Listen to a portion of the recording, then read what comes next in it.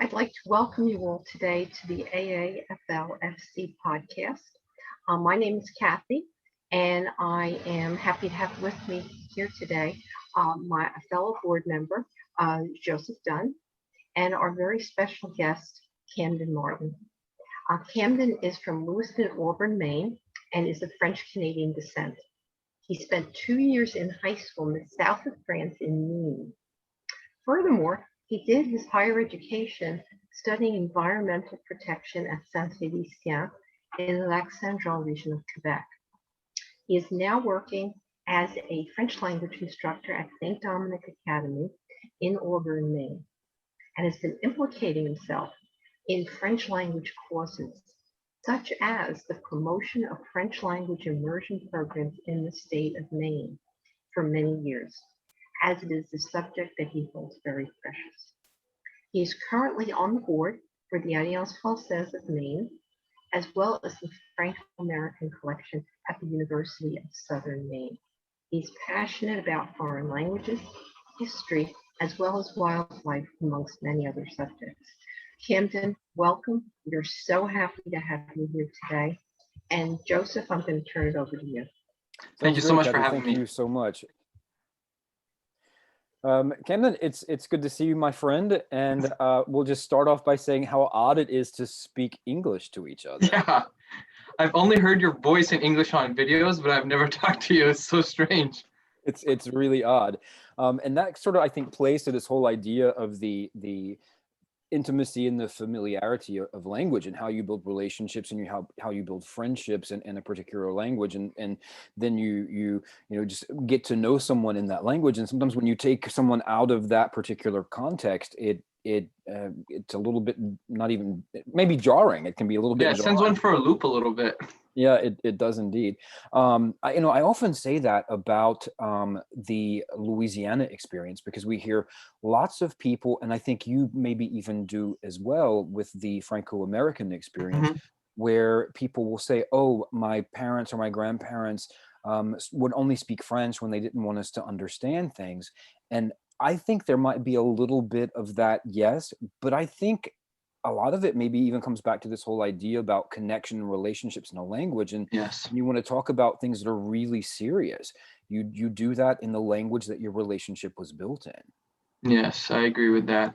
It's funny that you mentioned that, because exactly the same story here in Maine, across New England, people, parents, grandparents speaking in French to avoid those from understanding. But as you're saying, it's completely that. And I find it, especially with people that are a little bit older, when it comes time to, when they speak with me in French, they're kind of confused.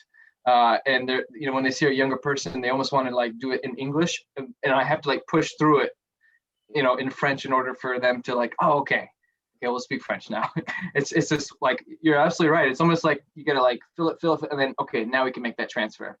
Yeah, and we have that same thing here, where what's interesting, I find in talking with Franco-Americans, is that the French language generationally is like one or even two generations closer to you up there than it is to us.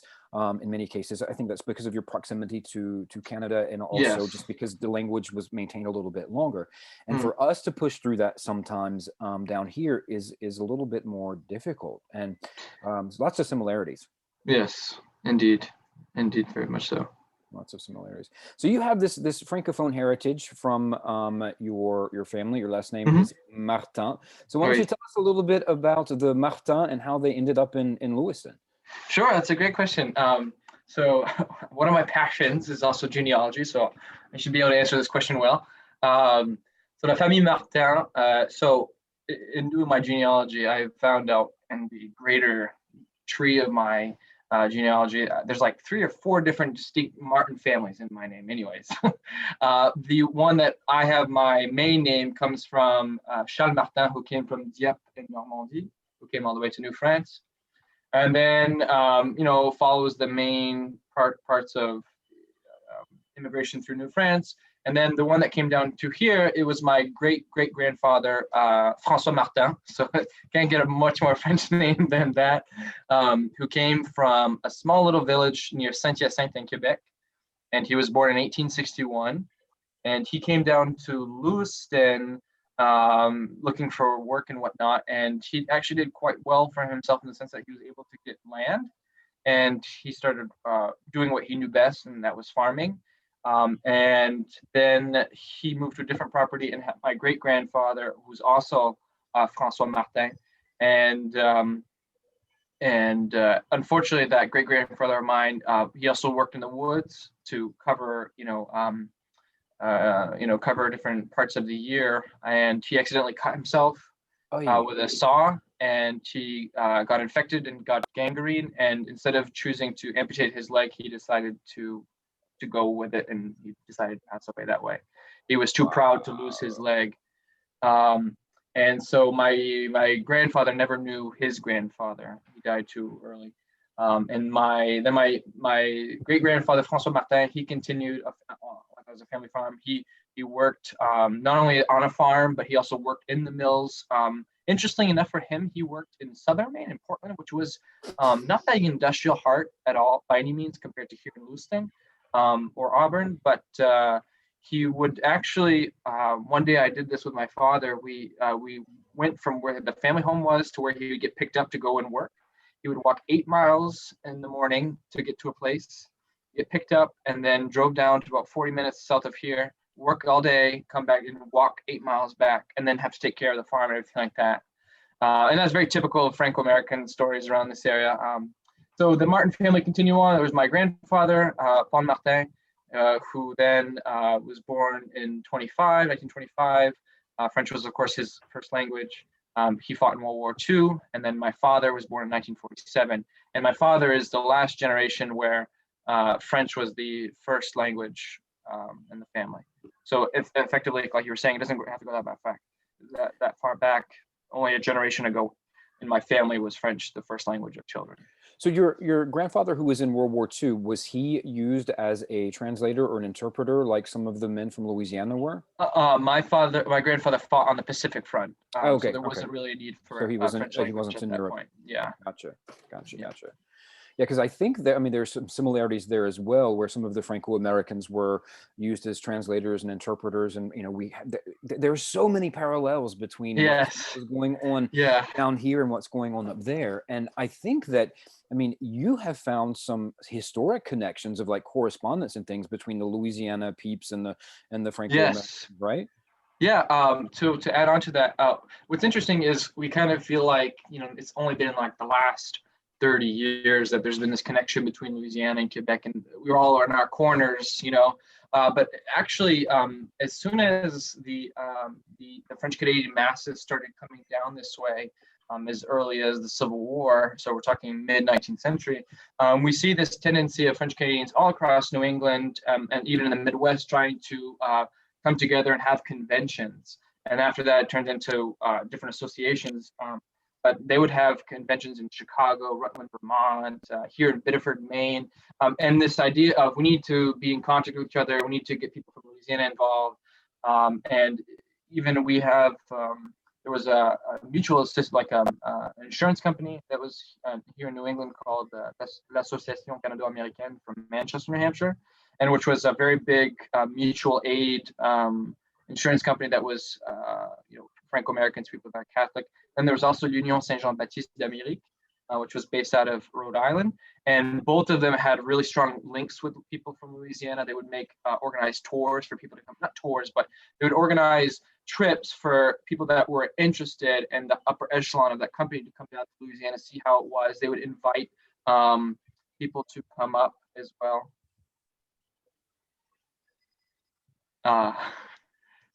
And no, I think Joseph just had to step out for a moment. Oh, okay. Here he is. Okay. There we go. I'm sorry, my internet cut out, and I just reconnected with my phone. So here we go. The wonders of technology. It's allowing us to talk. Yeah. Yes. It's allowing us to talk, I think, in a closer way than we might normally be able to, because Joseph is in Louisiana. Yeah. I'm in the New York City area, and Camden, right here in Maine. And yet here we are talking as though we are sitting all together. in my living room or around my dining room table. And so Yeah. it's a small price to pay, but welcome Yes. back. Yes. What I wanted to just add on you. to what I wanted to add on to that was we would have here in New England that we'd have conférenciers, conference speakers that would come. And actually not too long ago, I was reading the history of l'Alliance Française de Lowell in Massachusetts. And one of the conférenciers was André Lafargue from l'Athénée Louisianais, who came as a speaker and whatnot. So there was a lot of relationships between the two, which is really cool. That just gives me chills to see. I mean, to hear someone in Maine mention the name André Lafargue, which is a name that I've seen, over and over in these historic documents from the early 20th century, because he was with the Athénée Louisianais, which was the literary journal. It's just amazing to think that. Yeah, he was well known amongst the Franco-American elite around here, for sure. Yeah, absolutely. Well, talking about this whole Franco-American elite, of which now you are one. So tell us a little bit about your thoughts about, what's going on with the French language and Francophone culture there in your area, because I know that you're really involved in what's happening. Yes, that's a great question. So in the first part, as you're absolutely right, as you cited, I've been very involved since I came back from France. It's kind of just been this passion of mine to try to maintain the language, and doing so, I've learned a lot about Franco-American history. I have to quickly say it's funny because before I left for France and lived in, became more fluent in French, I was never really proud of coming from this area, from Louisiana, Auburn. Here in Maine, it does not have the greatest reputation. So, although it was known for speaking French and whatnot, it was like, I'm not that interested in it. And then when I came back and I started, learning more, all of a sudden I just realized the rich history that there's here and across other cities of New England. And then of course across North America, and it just expands as we all know. But what I would have to say is here in the state of Maine, it's kind of interesting. The French language has actually been something that's been more or less present for the last 400 years. It's besides Louisiana and a little parts of Vermont and New York, it's only part of the continental United States that also was part of possessions of the Empire of France. So there's been this constant, more or less, presence of French, especially in northern Maine, where we have Acadians that had either escaped and started settling that area, and also what's interesting, in northern Maine, you had people that came from Quebec, so at the time French Canada, and then Acadians that mixed kind of in the northern part of Maine, that have been a constant presence since the late 17th and beginning of the 18th century. And then, as French Canadians started coming to work in the mills, French language has been a pretty much constant since the end of the Civil War here in Maine, in certain big cities, or industrial cities, I should say. And the French language remained relatively, you could hear it in towns, and you were in different cities, you could hear it in marketplaces, and you could hear it in, all over the place, hospitals and so on and forth. And that probably stayed the same until about the 1970s, actually. And then after that, it started to slightly decline. So to this day, you can walk in the streets of Louisiana, Auburn, you can walk in the streets of Portland, Maine, and some other towns, and you can hear people speak French. Either they're going to be people that are, I would say, 70 years and older, or they're going to be people that speak French because they moved here from French-speaking countries in Europe, or more recently, people that are coming from French-speaking countries in Africa. So notably, Democratic Republic of the Congo, Djibouti, Rwanda, Burundi, Ivory Coast, so on and so forth. I mean, it's really interesting actually to see that. So now the French language, if you will, is no longer stigmatized as it used to be in years prior. It is definitely seen as something that's positive. I think people in general are proud of Maine's French-speaking heritage today. Not everyone has, I would say, those who spoke French in the past, not all of them have necessarily had that prise de conscience, if I can say, yet. And but it's definitely a work in progress. Now what we're trying to do is build on that foundation of prior Franco-American heritage, French-Canadian heritage, and this new general Francophone heritage that's mixing here in Maine. And we want to, and I say we, those who are interested in this, We're trying to make it so that the French language could become somewhat similar to like what's the situation in Louisiana, and that being having schools that would have immersion programs starting from kindergarten and making their way up through high school. That's the goal that we'd like to. There's been attempts for that at certain times in history. There's been some programs up in northern Maine, but nothing that's been statewide, and nothing that's really set, has, how would I say, stood the test of time. If that makes sense.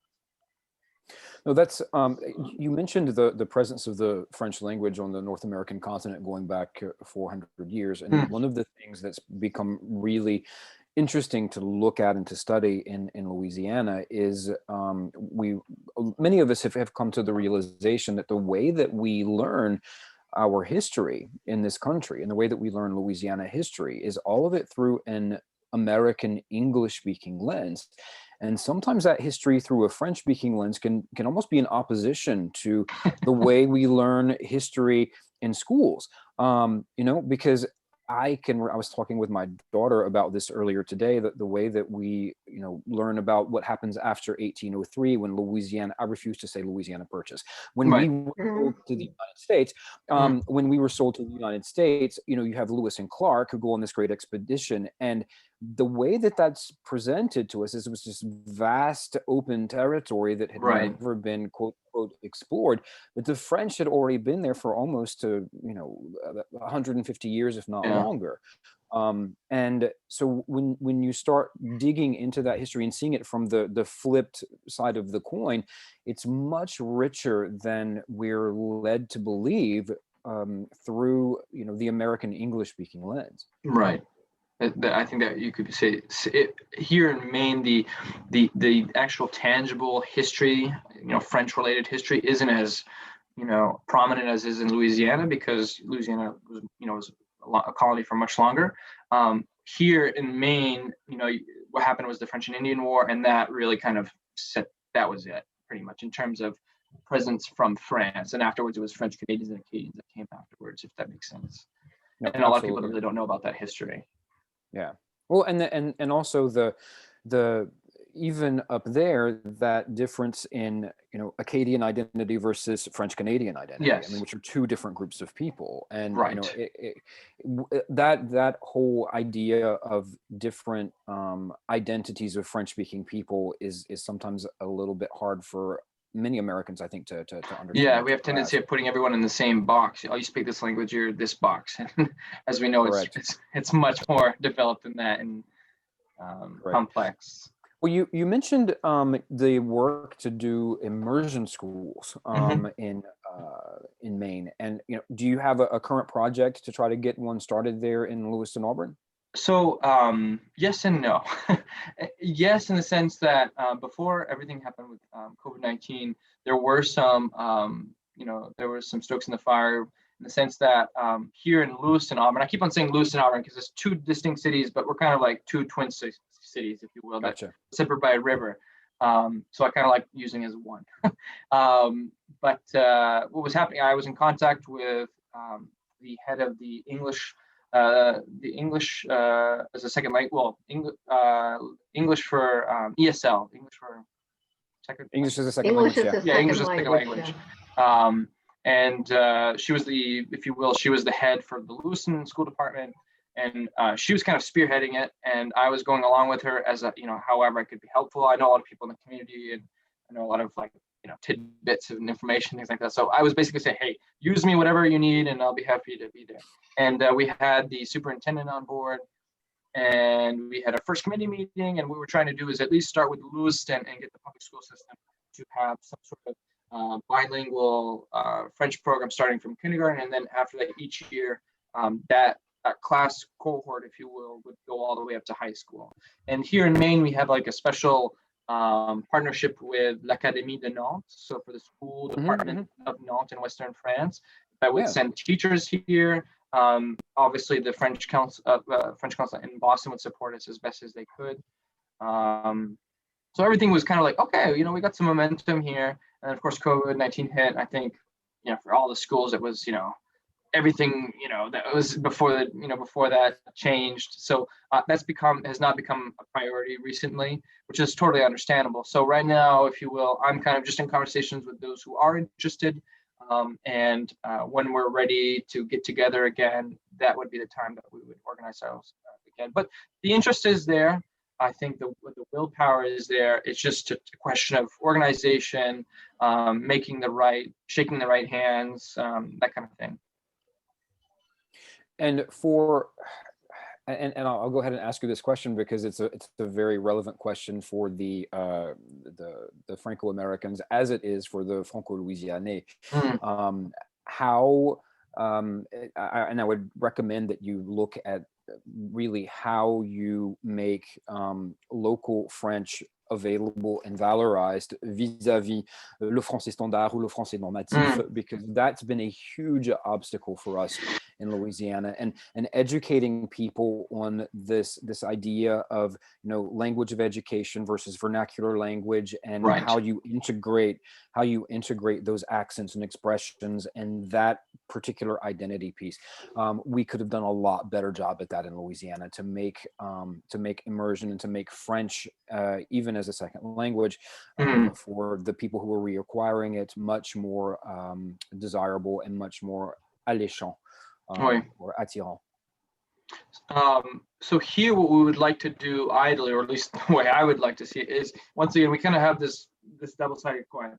Half the coin is, here in Lewiston, I would say like at least a third of the population, if not more, is Franco-American origin. If not more, maybe 2/3. So we would want to approach it most likely. We would want to definitely have teachers that they were coming from Quebec or New Brunswick, because that's the accent that's the closest to this area. Right. People that really speak an authentic, like Franco-American accent, they're not people that would be in a position to teach right now, or at least, right. Teaching at schools. There's some younger people that do speak French, I would say, and I'm saying younger than 70, but it's definitely been influenced. I think the only, like maybe in Northern Maine, it'd be a little bit different, but here, so that's one coin. So we definitely would want, a Quebecois kind of language, because that would be very similar to the accent here. On the other hand, because we have all of these new, French speakers coming from particularly the continent of Africa, it would make sense to have a more standard French as well. It kind of mixes in that, mixes in the middle, somewhere meets in the middle. And I think that would be the best possible situation in trying to address both. Because at the same time, we want to maintain that Franco-American, Franco-Canadian, if I can say like that, identity. At the same time, we want to be opening to the world of La Francophonie. And if we could be merging those two together and exposing both to either side, I think that would be a crème de la crème. Yeah, no, absolutely. So advice that you would give to people who are trying to reacquire French, who are interested in perhaps bringing their children up in a French-speaking household or in French-speaking environments, exposing them to French, as someone who's lived abroad, as someone who's a teacher, obviously you must think about those things all the time. Yes, they keep me up at night. So that's a great question, because like I said, I really do think about these all the time. Something that's huge from a heritage point of view, which is similar, of course, with this, with Louisiana, is learning the language of one's ancestor is a very, I almost want to say like an emancipating feeling. And what I mean by that is you all of a sudden you're kind of like, wow, who I am has this much more depth. And that's what my experience was. And so I would encourage, and maybe not all people are going to have that, or to the degree that I have, and that's totally understandable, but what I would suggest people who are coming from a heritage perspective, it is huge for connecting with oneself, with one's identity. I do this thing in class where I show like my, once again, my family tree, and I have like all of the branching and the ramifications, and I say, okay guys, look from this span to this span, it's about 400 years. And then this little tiny sliver is when my family's been speaking English. And this entire sliver, they've been speaking French.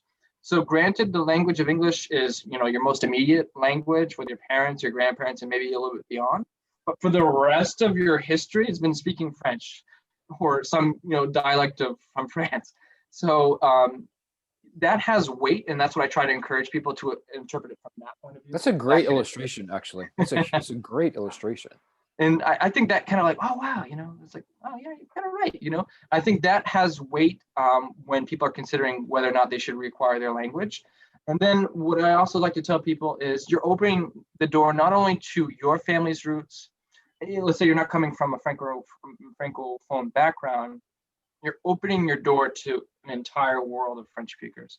And I think that's really huge, and for so many reasons, but particularly because we live in such a globalized world. You can find out what's going on right now in Dakar, Senegal, if you wanted to, by just looking on your phone. You can talk to someone from there. You might meet someone from there just on your way to the store. And I think just knowing, French is a way to connect with the world as it's becoming more global is absolutely huge. And so what I encourage people to do is don't look at French as just like, I'm learning this language so I can speak with other people, but look at it as a tool that allows you to look at the world with a different lens. I use that analogy a lot with students. I say, what's a language? And they explain it to me, and I say, okay, so what's a pair of glasses? What does a pair of glasses do? And they say, okay, glasses, how you had to see. And I say, well, people, they have, they might, might see this way, they might see this way, and each thing changes based on your lens, right? I say language is a lot like lenses. It gives you a chance to perceive the world a totally different way. Very similar, but sometimes totally different. And so that's kind of what I try to approach them from that side, is that, you're becoming almost like we were talking about earlier at the beginning, almost like a different person. And you're adding this degree of,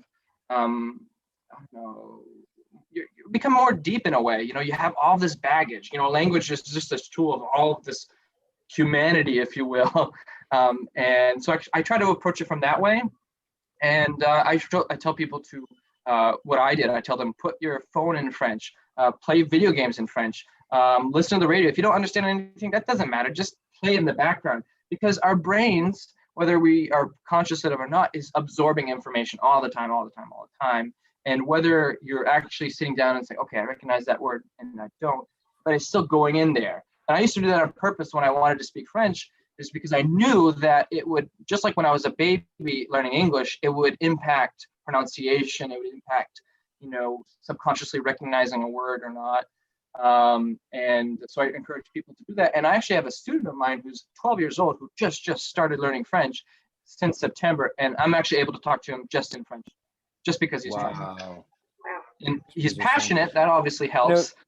But that's exactly it. It's immersion, and once you have that, and once you get that sense of like, I can have a conversation, it's incredibly rewarding, and then you can't stop after that. You're gone. Yeah. You said a word that since I've really been involved in this in Louisiana, I've been trying to really hard to use specific words and throw those words out there and hope that other people will start to use them to talk about French in Louisiana and to talk about our relationship to it. And so I've been, hammering this idea of heritage language versus language. I've been talking reacquiring